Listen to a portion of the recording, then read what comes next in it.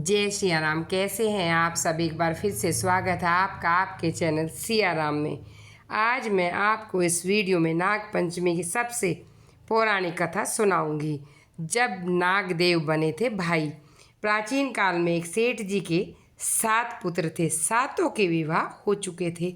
सबसे छोटे पुत्र की पत्नी श्रेष्ठ चरित्र की, विदुषी और सुशील थी, परंतु उसके भाई नहीं था। एक दिन बड़ी बहू ने घर लीपने को पीली मिट्टी लाने के लिए सबसे कहा और चलने के लिए कहा, तो सभी डलिया और खुरपी लेकर मिट्टी खोदने चली गई। तभी वहाँ एक सर्प आया जिसे बड़ी बहू खुरपी से मारने लगी। यह देखकर छोटी बहू ने उसे रोका और कहा, इसे मत मारो, यह बेचारा निरपराध है। यह सुनकर बड़ी बहू ने नहीं मारा। तब सर्प एक ओर जाकर बैठ गया। छोटी बहू ने उससे कहा, हम अभी लौट कर आते हैं, तुम यहाँ से मत जाना। यह कहकर वह सबके साथ मिट्टी लेकर घर को चली गई और वहाँ कामकाज में फंसकर सर्प से जो वादा किया था भूल गई। उसे दूसरे दिन बात याद आई। सबको साथ लेकर वहाँ पहुँची और सर्प को उस स्थान पर बैठा देखकर बोली, सर्प भैया नमस्कार। सर्प ने कहा, तू भैया कह चुकी है इसलिए तुझे छोड़ दूँ, नहीं तो झूठी बात कहने के कारण तुझे अभी डस लेता। अब वह बोली, भैया मुझसे भूल हो गई, उसकी क्षमा मांगती हूँ। तब सर्प बोला, अच्छा तू आज से मेरी बहन हुई और मैं तेरा भाई। तू जो भी मांगेगी मांग सकती है, मैं ज़रूर दूंगा। अच्छा हुआ जो तूने मेरा भाई बन गया।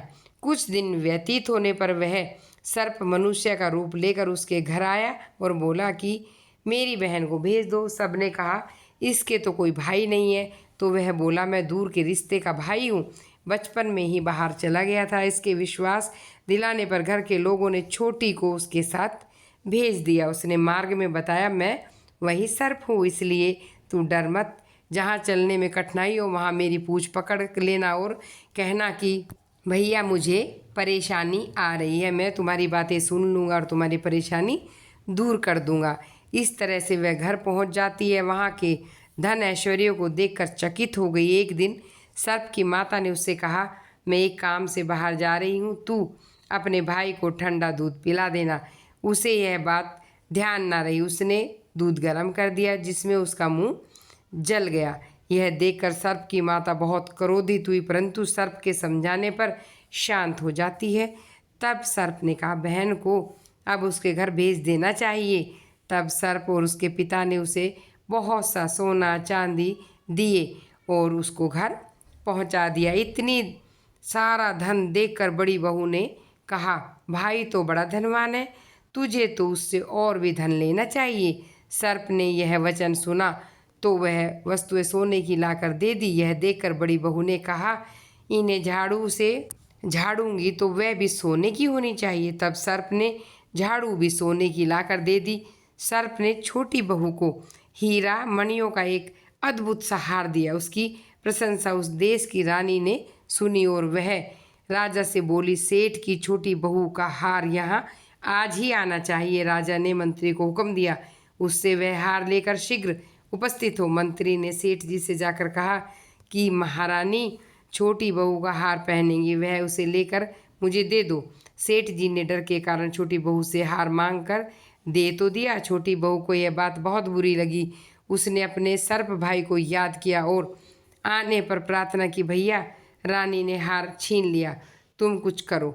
जब वह हार उसके गले में रहे तब तक के लिए सर्प बन जाए और जब वह मुझे लौटा दे तब हीरे और मणियों का बन जाए। सर्प ने कहा, ठीक है, वैसा ही होगा।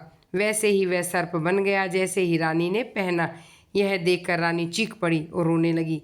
यह देखकर राजा ने सेठ के पास खबर भेजी, छोटी बहू को तुरंत भेजो। सेठ जी डर गए। राजा ने जाने क्या कहेगा, छोटी बहू को साथ लेकर वहाँ गया। राजा ने छोटी बहू से पूछा, तूने क्या जादू किया है, मैं तुझे दंड दूंगा। छोटी बहू बोली, राजन मैं क्षमा मांगती हूँ, यह हार ही ऐसा है कि मेरे गले में हीरे का बन जाता है, दूसरे के गले में सर्प।